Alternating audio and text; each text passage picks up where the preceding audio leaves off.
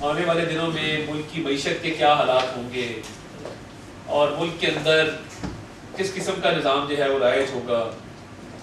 और बहुत सारे लोग शर्तें लगाए बैठे थे कि जी ये मईशत नहीं संभलेगी, खुदा ना खास्ता मुल्क डिफ़ॉल्ट के दहाने पर है। कुछ सियासी जमातें जो अब इरेलेवेंट हो चुकी, उनके लीडर भी इरेलेवेंट हो चुके, वो लेटर लिख रहे थे और बाकायदा तौर पे IMF को लेटर लिखे जा रहे थे कि जी पाकिस्तान की इमदाद ना की जाए, पाकिस्तान को IMF का प्रोग्राम ना दिया जाए। और इस हवाले से मैं समझता हूँ कि कुछ चीज़ें सियासत से बालातर होती हैं। जब हम ये कहते थे कि हमने सियासत कुर्बान करके रियासत को बचाया है, उसका मकसद ये था कि मुल्क की मईशत, मुल्क की इस्तेहकाम, मुल्क की सलामती, बैनुल-अक़वामी सतह पर मुल्क की साख, इन तमाम चीज़ों को मद्देनज़र खातिर रखते हुए हमने सियासी फैसले नहीं किए। हमने वो फैसले किए जो मुल्क के मफाद में बेहतर थे। और फैसले आसान नहीं थे, मुश्किल फैसले थे, मुश्किल टाइम था। बट अल्लाह ताला का इतना शुक्र अदा करते हैं कि अल्लाह ताला के फजल से जब नीयत साफ हो तो रास्ते खुद ही बनते जाते हैं और अल्लाह ताला की मदद इसमें शामिल हाल होती है।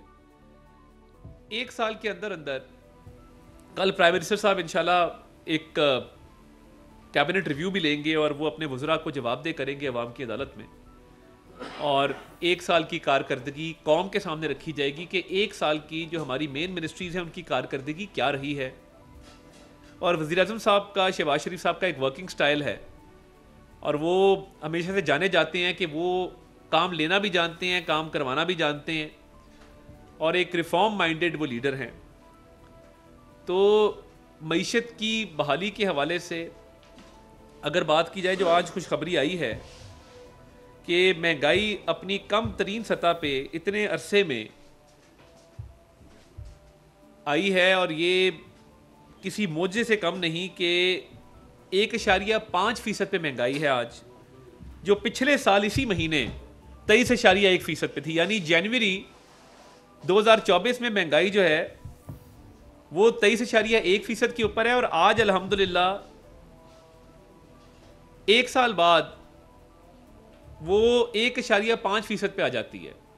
जनवरी, फरवरी, मार्च पिछले साल अगर आप कंपैरिजन करें तो वो फ्लक्चुएट कर रही थी 20 से 23% के दरमियान। मार्च में 23% थी, आज 1.5 है। ईयर ऑन ईयर कंपैरिजन जब हम एक साल का मुवाजना करते हैं, पिछले साल 23% और इस साल हुकूमत का जब एक साल मुकम्मल होना है कल, वो 1.5% पे आई है। इससे पहले जो कम तरीन सतह थी वो 9 साल 5 माह पहले थी। 9 साल 5 माह पहले सितंबर 2015 में ये 1.3% पे आई थी।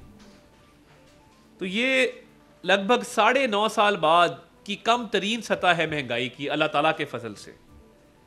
और मैं ये समझता हूं कि ये जो बाकी फैक्ट्स एंड फिगर्स हैं, आप देख लें कि जो शरह सूद का नीचे जाना है, शरह सूद जो है वो 12% के ऊपर है, 12% के ऊपर। स्टॉक एक्सचेंज को आप देखें, दिन ब दिन वो ऊपर जा रही है, उसमें बेहतरी आ रही है, रोज़ नया रिकॉर्ड टूटता है। फॉरेन पॉलिसी के फ्रंट पे अगर आप देखें तो पाकिस्तान आलमी तन्हाई का शिकार था PTI के दौरे हुकूमत में। अल्लाह ताला का शुक्र है कि आज पाकिस्तान की इज़्ज़त है। शंघाई कोऑपरेशन ऑर्गेनाइजेशन जैसा इजलास हुआ, 12 मुल्क के वज़राए आज़म पाकिस्तान में आए और उन्होंने शिरकत की उस समिट के अंदर। अभी तैयब एर्दोगान तुर्की के सदर पाकिस्तान का एक अच्छा दौरा करके गए। उन्होंने तुर्की में तकरीर की कि जी पाकिस्तान के बारे में मेरे इतने अच्छे जज्बात हैं, मेरे पास अल्फाज नहीं उनका शुक्रिया करने के लिए।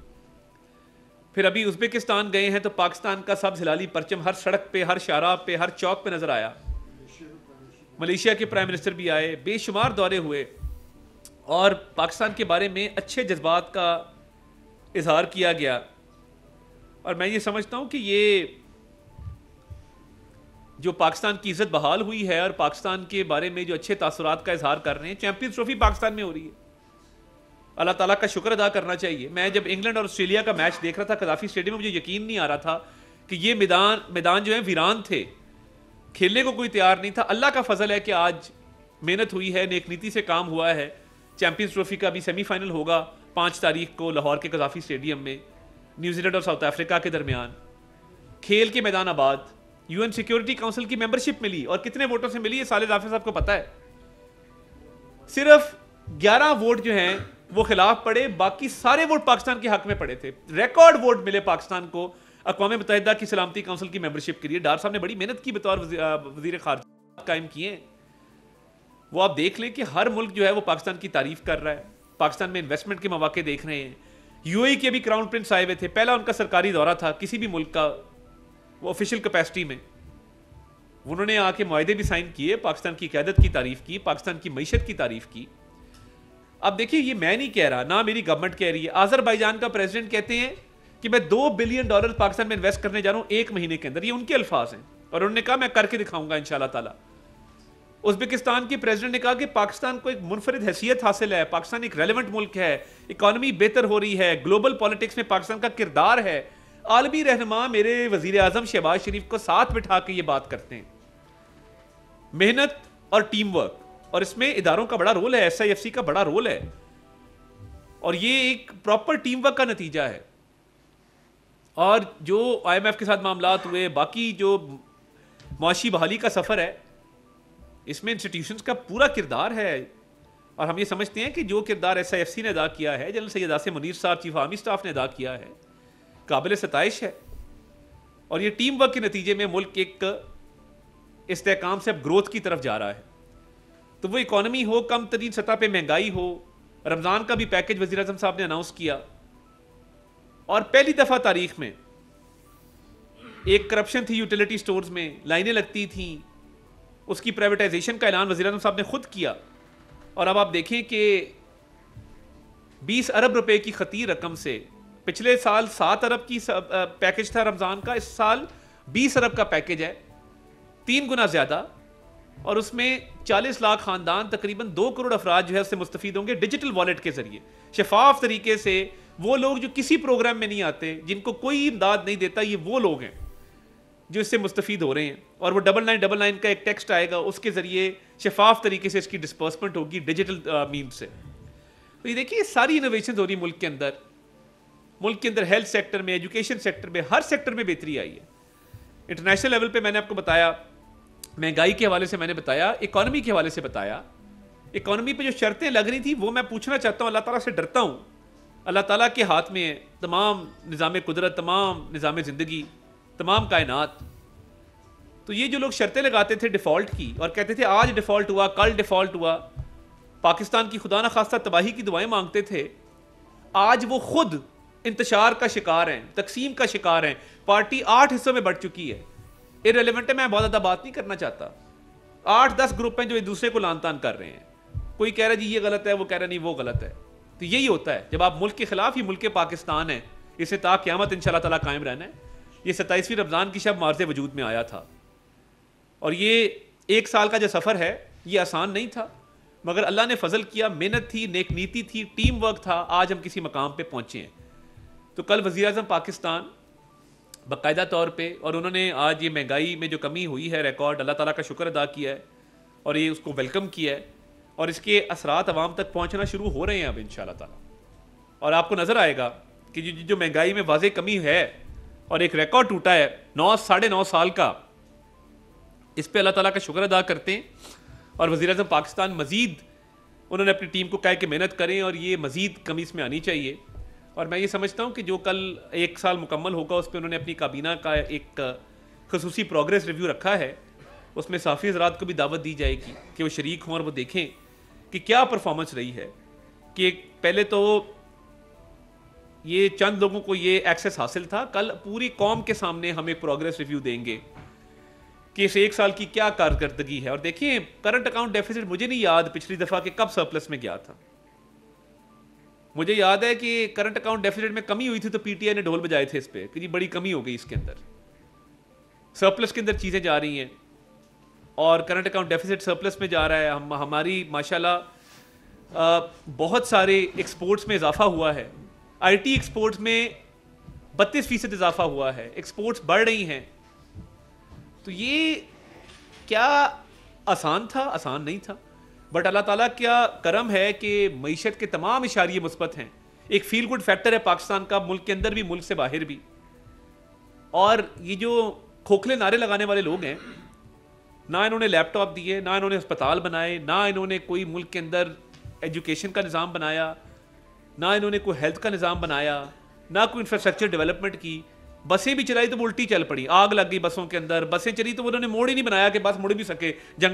ये मकाफाती अमल है। जंगला बस कहते थे ना लाहौर वाले मेट्रो बस को, फिर अपने शहर में बनाई और वो उल्टी बना दी, बिल्कुल ही उलट बना दी। वहां पे मुड़ने की जगह नहीं थी, फिर तोड़ा, उसको दोबारा से बनाया।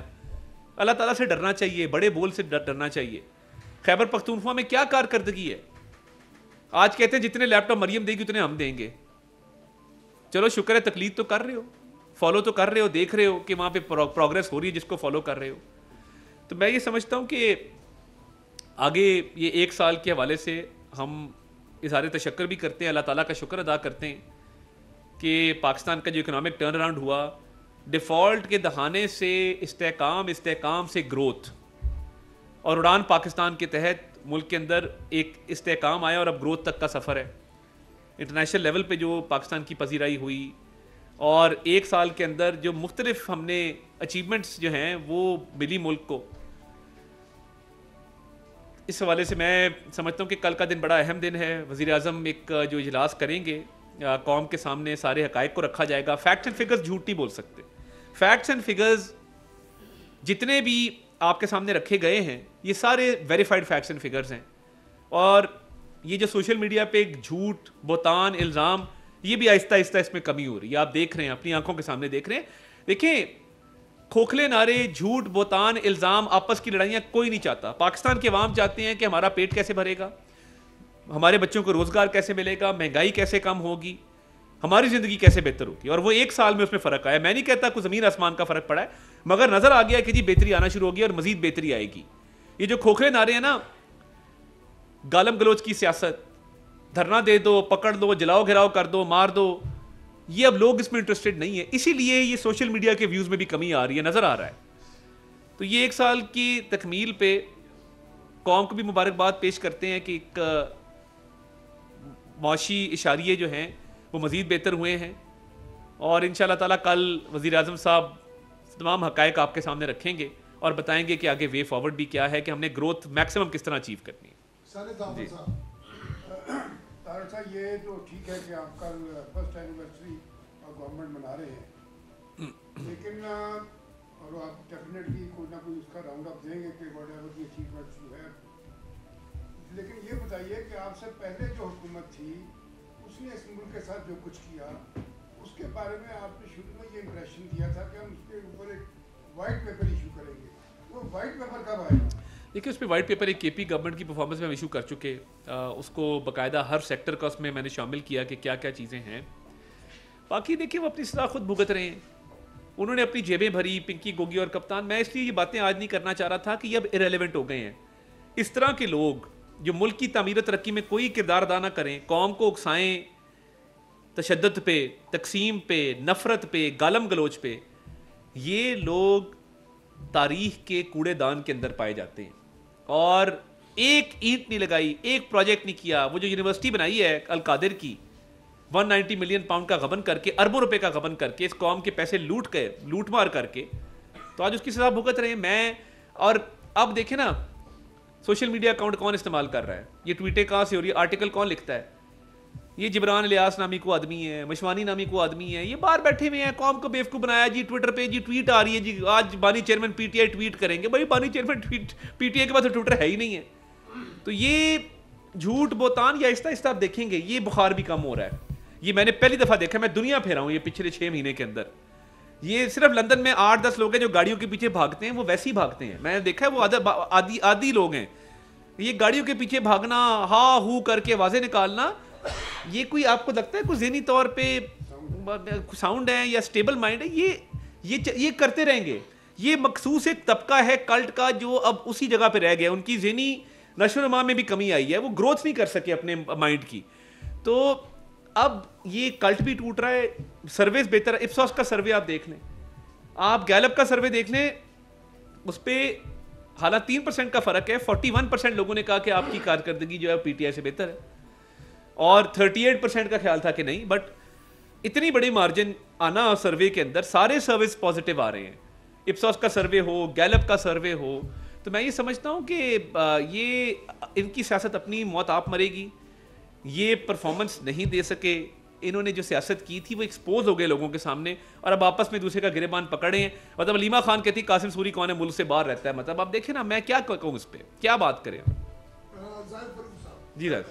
आपने बिना फरमाया माशी इशारिया भी बेहतर हो रहे हैं, महंगाई में भी कमी आ रही है, लेकिन कल पहला रमजान था, जो नजायज मुनाफाखोर थे, जिन्होंने रोजेदारों के साथ ज्यादतियां की, उनके खिलाफ भी कार्रवाई होगी। देखिए वो आपकी बदनामी का बायस बन रही है। देखिए उस पर ऑलरेडी प्रोविंस में भी काम हो रहा है, और district administration Islamabad, chief commissioner इस पर मुतहरिक हैं। ये गिरा फरोशी किसी सूरत भी जो है वो काबिल कबूल नहीं है। कानून के मुताबिक पर्चे होंगे, कानून के मुताबिक कार्रवाई होगी, जुर्माना भी होगा, कैद भी होगी, सारी चीज़ें होंगी। ये इस बात की कतई इजाज़त नहीं दी जा सकती कि महंगी चीज़ें फ़रोख्त की जाए रमज़ान के महीने में। जनाबे वाला सर इन्फ्लेशन आ गया 1.5 फरवरी का, लेकिन जो पिछले 2-2.5 साल के दौरान बिजली अगर 200% महंगी हुई थी, गैस 800% हुई थी, अगर रुपया डिवैल्यू हुआ था 150 से 280 पे आ गया, उसका इम्पैक्ट तो असल में नज़र नहीं आ रहा कहीं भी ना। आपकी जो कंपाउंड इन्फ्लेशन है वो आज भी लगता है 50% से। दूसरी इसके बारे से मेरा सवाल, जैसे जब चाहे किसी को निकाल देते, तनख्वाही नहीं दे रहे, 100 50 बंदे एक ही दिन में निकाले जा रहे हैं विदाउट एनी नोटिस। कैमरा बिल्कुल खामोश है सर, आपकी मिनिस्ट्री की तरफ से कोई नोटिस नहीं है। इतना बिजनेस मिलने के बावजूद लोगों को सैलरियाँ टाइम पे नहीं मिली, और ख़ासकर ये जो फारिग किया जाता है, गेट पे उनको ऑर्डर दिए जाते हैं और बाहर निकाल दिया जाता है, और 6-6 महीने की तनख्वाहें तक रहती है। देखिए, एक तो आवाम तक देखिए इसके असरात अब आहिस्ता आहिस्ता आना शुरू हुए हैं, और मैं ये समझता हूँ कि वो डीवैल्यूएशन हो, वो बाकी इशारिये हों, अब लोगों को ये महसूस हो रहा है। बिजली और गैस के बिलों में देखिए सब्सिडी दी गई, 50 अरब रुपया वफाक ने सब्सिडी दी, 45 अरब रुपया दिया सूबा पंजाब ने। अभी मज़ीद भी टास्क फोर्स काम कर रही है। आप कभी तारीफ़ नहीं करते, मुझे ताज्जुब होता है कि आपने नहीं कहा कि यार आपने बड़े बड़े IPP बंद किए। आपको रोज़ा भी लग रहा होगा, आज दूसरा रोज़ा है, मगर आकाश आप मुझे ये पूछते कि अता साहब मुझे ये बताएं कि किस तरह ये IPPs को बंद किया गया है। इतने बड़े बड़े IPPs के मुआहदे ख़त्म किया है, वो भी आप कहते हैं ना कि जी चलें बिजली की कीमतों में मसला आ रहा है, मगर IPPs बंद हुए हैं। वो IPPs को बंद करना आसान नहीं था, और उसमें बड़े बड़े इस मुल्क के ग्रुप्स मौजूद थे जिन्होंने लेजिटिमेट, देखें IPP कब लगा, जब मुल्क के अंदर बुरहान था बिजली का। आपने एक बंदे को कहा यार बिजली लगाओ, उसने कहा मैं नहीं लगाता। आपने कहा यार लगाओ, मैं ज़रूरत है, वो आ गया, उसने एक रेट के ऊपर बिजली लगा दी। अब जब बिजली पूरी हो गई, आपने कहा यार अल्लाह हाफिज़, जाओ अपना काम करो। वो परेशान, वो कहे जी मैं तो आया था जब मुश्किल था, आप पे मुश्किल टाइम था, अब आप मुझे कह रहे हैं टाटा बाय बाय, तो मैं क्यों जाऊँ यहाँ से। तो देखें, इस बात को भी एक्नॉलेज करें कि अरबों रुपए की बचत उसमें की गई है, जो कंज्यूमर तक उसका फ़ायदा पहुँचा है। पर यूनिट रेट मज़ीद कम होगा। अभी एक भरपूर प्लान बना रहे हैं मिनिस्टर पावर, और जितना अच्छा काम अवैस लगारी ने किया है बियॉन्ड एक्सपेक्टेशन, तो आप देखेंगे कि उसमें मज़ीद कमी आएगी। हाँ, ये चैनल्स का जो इशू है, मैंने आते ही पेंडिंग पेमेंट चैनल्स की क्लियर की। कुछ उनकी पेंडेंसी अभी भी चल रही है, जो हम कोशिश कर रहे हैं अगले 4-5 दिनों में उसको क्लियर करें। जब भी मालिकान से मीटिंग हुई, PBA से मीटिंग हुई, APNS से मीटिंग हुई, यही रिक्वेस्ट की कि जो स्पेशली रिपोर्टर हैं, उसके बाद रिपोर्टर के बाद जो टेक्नीशियन, कैमरामैन हैं, OB वैन के ड्राइवर हैं, बाकी लोग हैं, लाइट बॉय है, स्पॉट बॉय है, इन सब को प्रोटेक्शन दें, और ये इन मुलाजमीन का स्पेशल ख्याल रखें। हेल्थ इंश्योरेंस क्यों हम लेके आए थे, इसीलिए लेके आए थे कि एक अच्छा मैसेज जाए। तो मैं अभी भी दोबारा इनको रिक्वेस्ट करूँगा कि पेमेंट्स की क्लैरिटी आ जाएगी अगले चंद दिनों के अंदर, तो उस पर ये ले ऑफ करने का सिलसिला जो है ये नहीं होना चाहिए। और तमाम जो चैनल्स हैं उनको अपने स्पेशली जो छोटे दर्जे के मुलाजमीन हैं और जो रिपोर्टर्स हैं और बाकी हजरात हैं, उनका ख्याल करना चाहिए। नहीं, मैं तो हर मीटिंग में करता हूँ, ये तो सवाल किया तो मैंने यहाँ पे किया। नहीं, एक्शन देखिए, मैं तो हर मीटिंग में आपको बताए बगैर इस पर बात करता हूँ जी। मेरा तो ख्याल है कि एक मुज़ाकरात हुए थे, उस पर इन्होंने गैर संजीदगी का मुजाहरा किया, खुद मुज़ाकरात टर्मिनेट किए।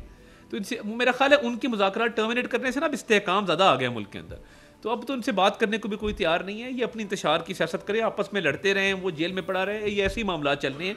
कोई मुझे नहीं लगता कि इनकी तरफ से कोई आगे मामला बढ़ेंगे। और जिस दिन इसको सज़ा हुई है, स्टॉक मार्केट ऊपर चली गई, तो इसका मतलब ये है कि PTI का मेन स्ट्रीम पॉलिटिक्स में जैसे ही ये एक्टिव होते हैं तो इकॉनमी जो है वो ख़राब होना शुरू हो जाती है। तो ये मेरा ख्याल है काफ़ी चीज़ें स्टेबलाइज हुई हैं इनके थोड़ा साइड लाइन होने से।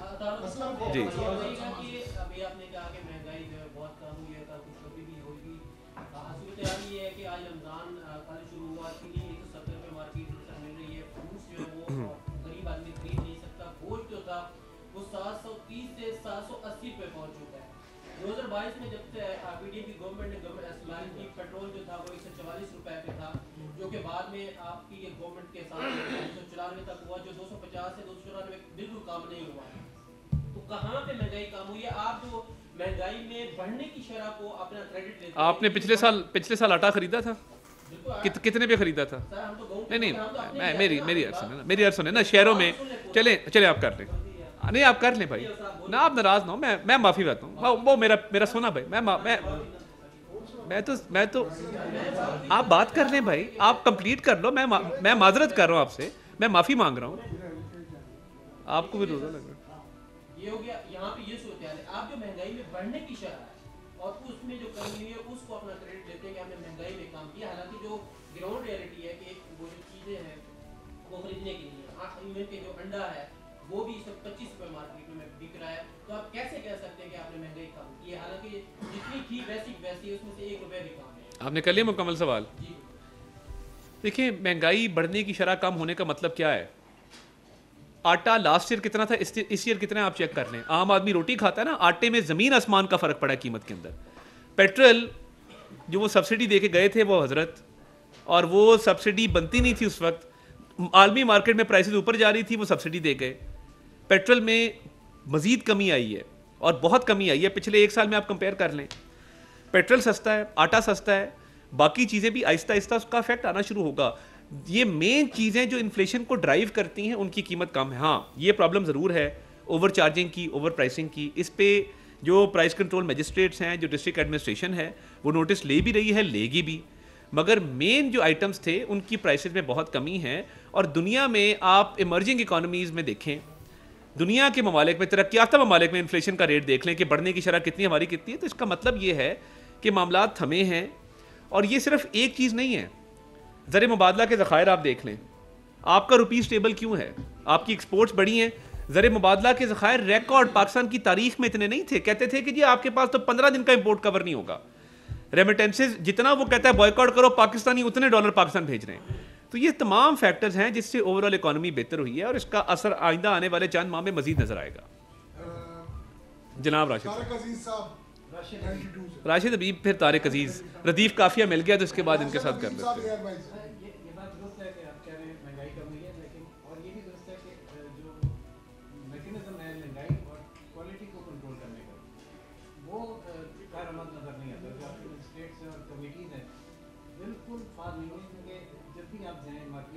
जी एक चीज आज लेने जाएंगे, कल लेने जाएंगे तो 10 रुपए बढ़े जाएंगे। अच्छा, कीमत बढ़ती है, क्वालिटी और क्वांटिटी उसकी बिल्कुल रिड्यूस हो जाती है। और जो खास करके दूध, वो पानी में केमिकल मिला के बच्चों को जहर खिला रहे हैं, इससे सूजी तौर पर देखिए, इसके लिए फूड अथॉरिटी का क्या अमल में लाया गया था, काफ़ी फाइंस हुए हैं। बड़े बड़े रेस्टोरेंट्स को, छोटे छोटी दुकानों को भी बंद किया गया है। उस पर डिस्ट्रिक्ट एडमिनिस्ट्रेशन पूरी तरह जो है वो फ़ाल है। प्राइम मिनिस्टर साहब ने कुछ मॉनिटरिंग कमेटीज़ भी बनाई हैं। इलेक्टेड रेप्स को भी कहा है कि वो जाएं और जाके प्राइसेस खुद चेक करें, और प्राइसेस चेक करने के साथ साथ वो इसको इंश्योर करें कि क्वालिटी पे भी कोई कॉम्प्रोमाइज़ ना हो। तो अगले चंद दिनों में इसमें भी आपको बेहतरी नज़र आएगी। रमज़ान के शुरू में हमेशा ये होता है कि पहले 2-4 दिन इस पर खासा शोर होता है, और इंतज़ामिया जैसी हरकत में आती है ये लोग फिर बाज आ जाते हैं। तो इंशाल्लाह ताला पूरी तवज्जो है और आवाम को हर सहूलत देने की कोशिश करेंगे। जी, इस पर ऑलरेडी लेजिस्लेशन करके फूड अथॉरिटी का क्याम किया गया था। फूड अथॉरिटी के तहत बहुत सारे टेस्टिंग लैब्स भी बने, तो इंशाल्लाह ताला इसमें आपको बेहतरी नजर आएगी। Thank you ji.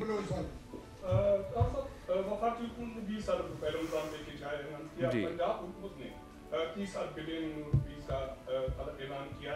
BICP का एक अलग एक मैकेनिज्म है, तो तो इसको जो डबलिंग वगैरह होगी या वही लोग उनको ये कैसे उसको रोका जाएगा? डिफरेंशिएट जी बहुत शुक्रिया। एक तो पंजाब ने जो 40 अरब का किया, उन्होंने नई रजिस्ट्रेशन करवाई है यूनियन काउंसिल लेवल पे। मेरे अपने हल्के में मैंने देखा कि यूनियन काउंसिल पे काउंटर्स लगे हैं और यूनियन काउंसिल लेवल पे उसको कर रहे हैं। हम ये कर रहे हैं कि जो पीएमटी स्कोर है, वो लोग जो पीएमटी स्कोर उनका काफ़ी है मगर वो बिस्क में भी अकोमोडेट नहीं हो रहे, वो सूबे के प्रोग्राम में भी अकोमोडेट नहीं हो रहे, मगर उनका नादरा के अंदर डेटा मौजूद है कि जी इसका पीएमटी स्कोर इतना है कि ये शख्स मुस्तहिक है।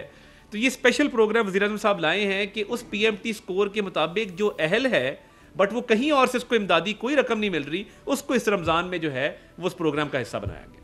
थैंक यू, बहुत शुक्रिया।